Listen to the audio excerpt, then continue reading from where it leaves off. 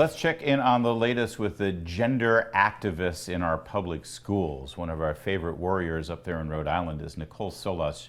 She's also the senior fellow at Independent Women's Forum, and she's been fighting the good fight there in her local school district. That's made you public enemy #1 there, Mom, so you're doing something right. Thanks for joining us.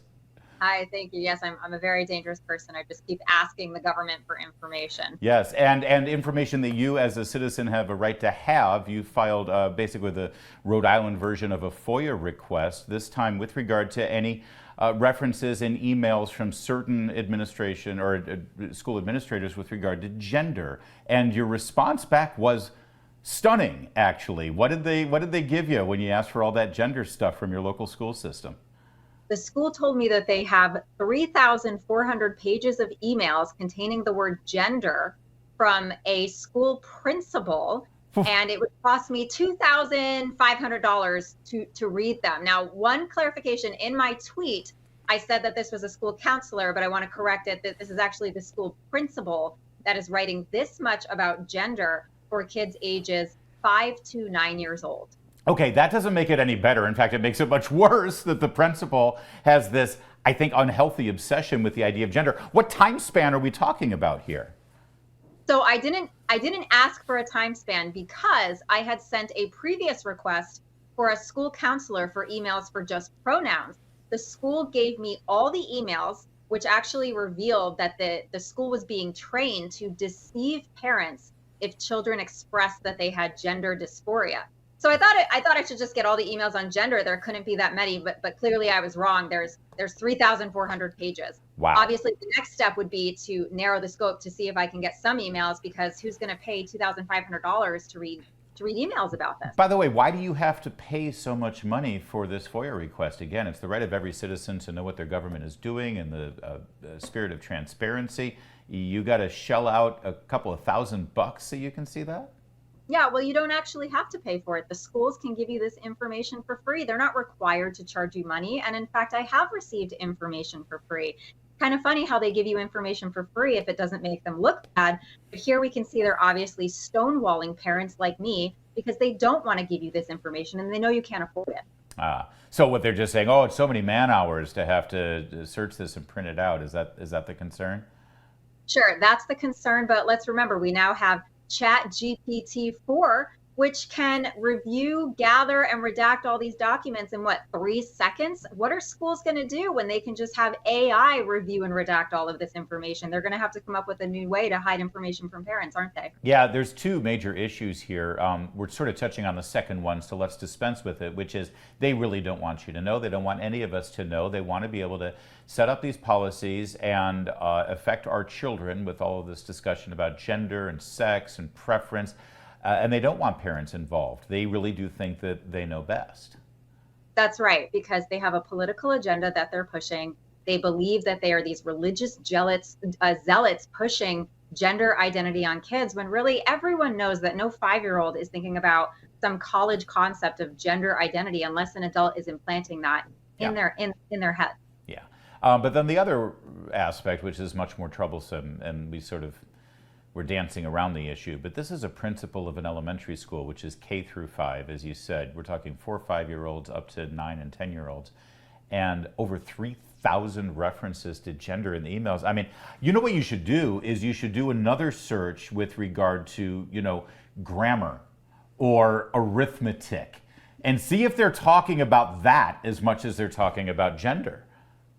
Yeah, no, that's a really good idea. I mean, one criticism people gave me on Twitter is, oh, well, maybe the email just has a non-discrimination disclaimer that says, we don't discriminate against race, gender, etc. But none of the emails from schools that I have gotten, and I've gotten plenty of emails from my school district, none of them have that disclaimer. This is clearly an email where they are talking about gender in the body of the email, and there's no way to get around that.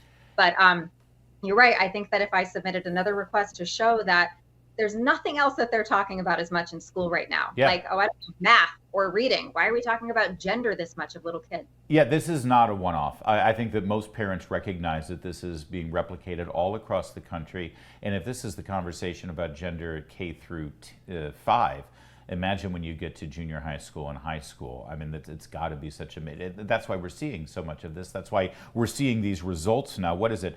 25% of high school students in the US now identify as LGBTQ.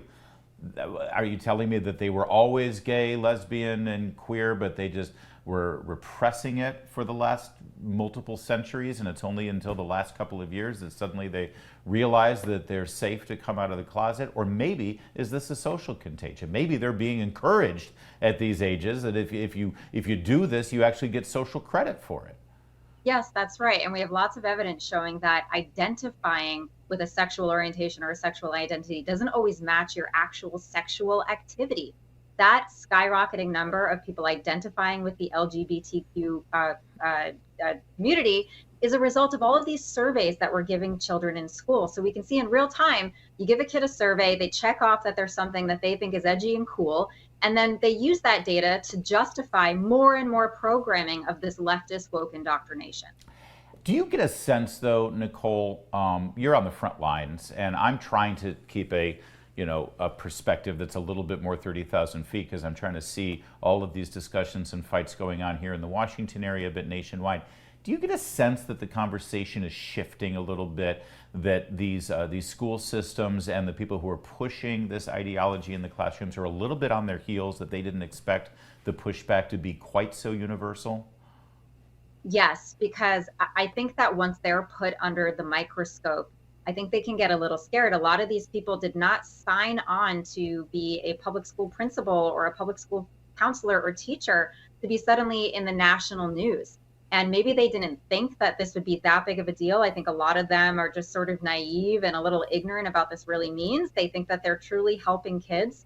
And I hope that this public pressure makes them reflect on what's really going on. When you give kids a new pronoun, you encourage them to have a different identity than what they're showing their parents at home. That is a harmful psychological intervention. And most kids that start this social transition with their gender identity, most of them go on to medical intervention. Yeah. They're going to go on puberty blockers, cross-sex hormones. And that is just a whole other Frankenstein nightmare that I think schools are not really aware is happening. And it's because our media doesn't want to talk about it. They're lying to you, and they're saying that kids are not being hurt, right? They're only being helped. And we know that that's not true because of other countries reporting on it. This is a fight. I know they like to use the term culture war. If they want to use the term war, they can go ahead and do it. But it's not a war of our choosing. We conservatives, we've been dragged into this because they've just gone ahead without public discussion, without transparency. They've just instituted all of these policies without us even having a say or a vote in it. So now we have to fight back and try to rescind all of this agenda.